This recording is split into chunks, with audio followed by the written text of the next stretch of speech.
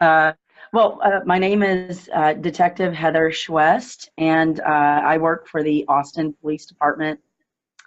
I actually I've been a detective now since 2009, but I started my career with the police department in the year 2000 when I went to work for the forensics unit of the Austin Police Department as a fingerprint tech. And after about 2 years, I decided to go crazy and went to the police academy here and graduated as a police officer in 2003. So, but my current job now, one great thing about being a police officer, and I guess it depends on the agency for whom you work, you can wear many, many hats and do different jobs, different types of jobs. So if you kind of feel like you're getting burnt out on something, there are numerous options. You could change bosses frequently. I mean, just switch from patrol shift to another, or a different investigative unit to another. But as a detective, I did investigations from 2009 till the end of 2016. And I was just overwhelmed with the caseload. So I actually got invited to work as what I am now, which is the legal liaison for the Austin Police Department. I'm still a detective. But basically, just in a nutshell, what it is whenever our police department gets sued by any entity for the alleged misdeeds or the actions or inactions of any police officer, then I kind of help our legal team collect any evidence that might help fight the lawsuits brought against us. What would you say the most rewarding aspect of your job is? Well, I love helping people, and which is, of course, one of the main reasons I ever became a police officer to begin with. What was your toughest case as a detective? I have one case that absolutely made it worth it.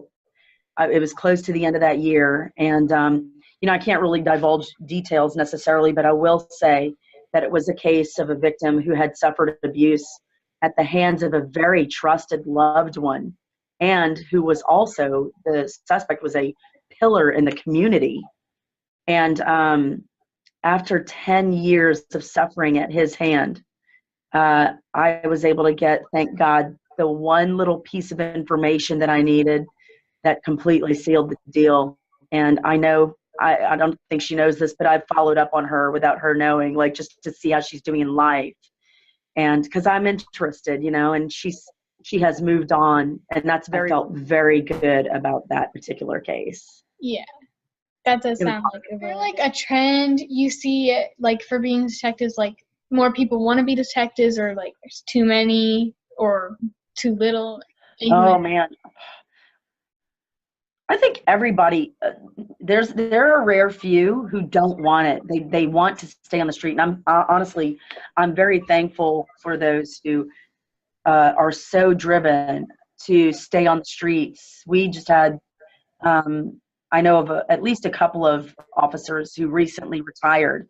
They spent their entire 23, 25 years doing nothing but taking call after call after call. And they loved it. And they were great guys, really great guys. So they really had the hearts of servants, and they never wanted to stray from that. But for the most part, most people, I think, have a desire in our department to at least see what it's like to be a detective. A lot of them find it's just not for them.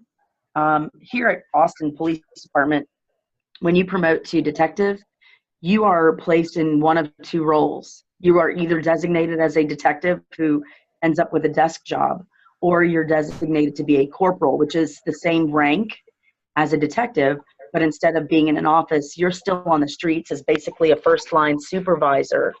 So you're taking calls just like you were before, but instead of everybody having to go to the sergeant to, tell them what they've got, or, to clear a certain arrest with them, they'll go to the corporal first. And only if the corporal doesn't know what to do will they defer to the sergeant.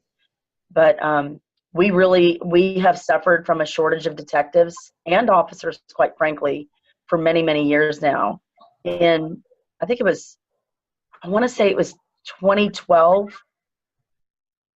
There was a study done, I think it was 2012, by one of the city council members here in Austin. mandated a study to try to justify the fact that they felt that we had way too many officers and way too many detectives. Oh my God, somebody's ringing my doorbell. Sorry. Okay, sorry. And the irony was that they blew a ton of money to do this study back in 2012, I think it was, only to find out that we were actually short per capita by a landslide as far as the number of detectives and officers needed on the streets. And then 2 years later, in I think it was Forbes magazine, I want to say, or GQ, is one of the two. It was a February 14th, I think it was 2014 article that said that we were the fastest growing city in the United States. So we were already suffering a shortage, and here we are, the fastest growing. We haven't really increased our numbers, so we need more. We do need more. Do you have any advice that you give to anyone that was like considering going into the field or is going into the field or anything? If there is a police explorers program, if you know, and I don't remember the youngest that you can do it. I want to say 14. I think you have to be at least 14 years of age whenever there is a police explorers program, and you age out at 21 years of age. But if you can join a police explorers program, it just lets junior to-be officers kind of go through all the handcuff training and learning arrest authorities and you know, local ordinances or things like that.